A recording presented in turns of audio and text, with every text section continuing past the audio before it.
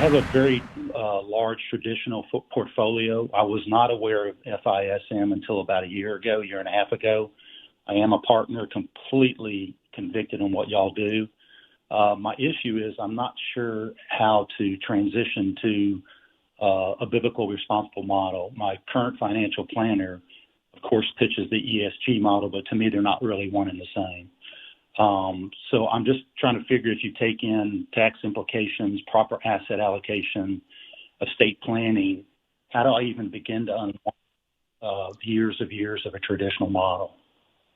Yeah, that's a monumental task. And I just want to say, well done, good and faithful servant. You've heard the Lord, what the Lord has to say about biblically responsible investing. And, it's not a religious thing. What you're doing is an act of worship. It is saying, Lord, you are the most important thing to me. I want to make sure that the things that you've given me to steward are not grieving your heart and not hurting your children, because, that's what happens because I believe that when we own a stock or a mutual fund, we still have stewardship responsibility over what happens with that money. And we just can't, I just can't bear the thought of the money that God has trusted me with being used to kill babies or, do some of those other things.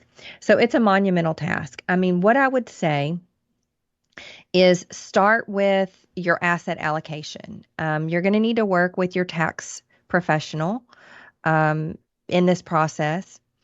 And, if you're prepared to go ahead and take some gains and just pay some of the taxes, because, capital gains taxes are probably going higher in the future than what they are right now. Don't know what your income looks like, but if you're if you happen to be in a lower tax bracket, which may not be the case, but if you are, if the majority of your wealth is what's generating your income, the capital gains bite might not be so bad.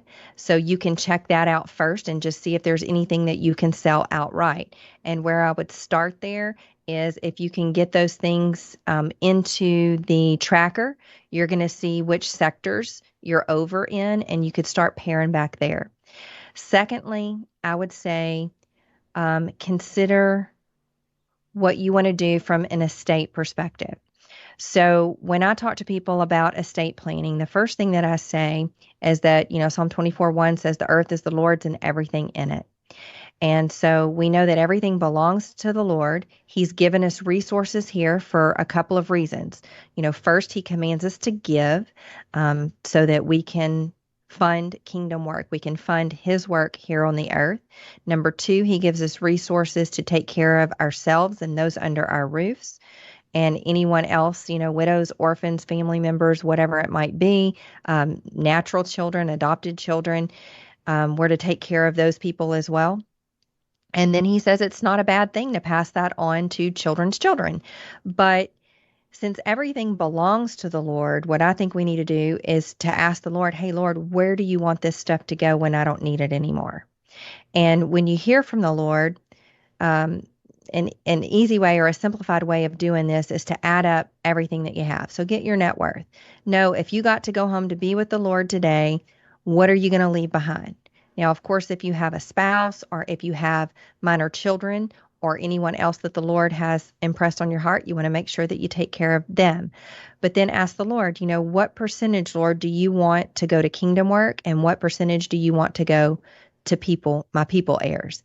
And then once you get that number, there's a lot of ideas in the what we call planned giving strategies that can help you transition some of those assets and still be a good steward in the tax situation. So, paying taxes is not the worst thing in the world. It's inevitable in some, at some point in time, and taxes are probably going to be higher in the future than what they are today. But if you already have, if you do all of your giving at death, most of the time you don't get any tax benefit from doing so. Of course, we never give to get.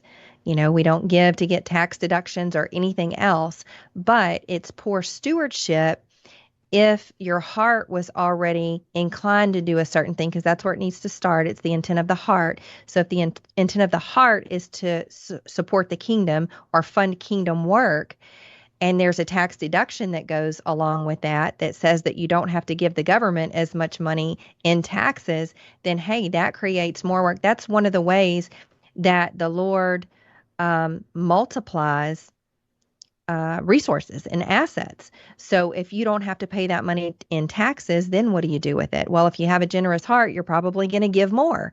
So take a look at that. So if you say, just for example, well, I give 10% now, I think that's a good biblical standard, and I want to give 10% at death. So let's just say that you've got a $20 million portfolio, and 10% of that is $2 million.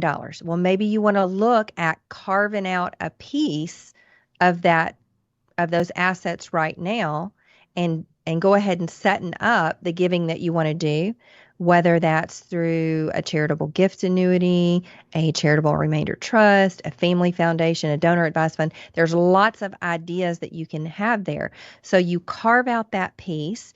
In a lot of those cases, you can either do your current giving from that, or you can get an income from it. So it's like, still, it's an irrevocable thing. You can't ever get that money back into your estate once you've done it, but you can still use those assets to generate an income, which is really what we're all about. Having money in the bank is one thing, or having investments is one thing, but the crux of it, when you get down to it, retirees are concerned about, how am I going to pay my bills every month and fund my lifestyle? So it's the income that comes from it. So you can still get an income for you, your spouse, and maybe some people heirs if you want to structure it that way. Now, doing that, if you give it all at death, you don't get the tax deduction. If you set that up now, then you do get a tax deduction. And not only do you get a tax deduction to maybe help offset some of those gains in transitioning the assets over, but you can donate your appreciated shares into certain types of charitable trust. Then you avoid the tax consequences.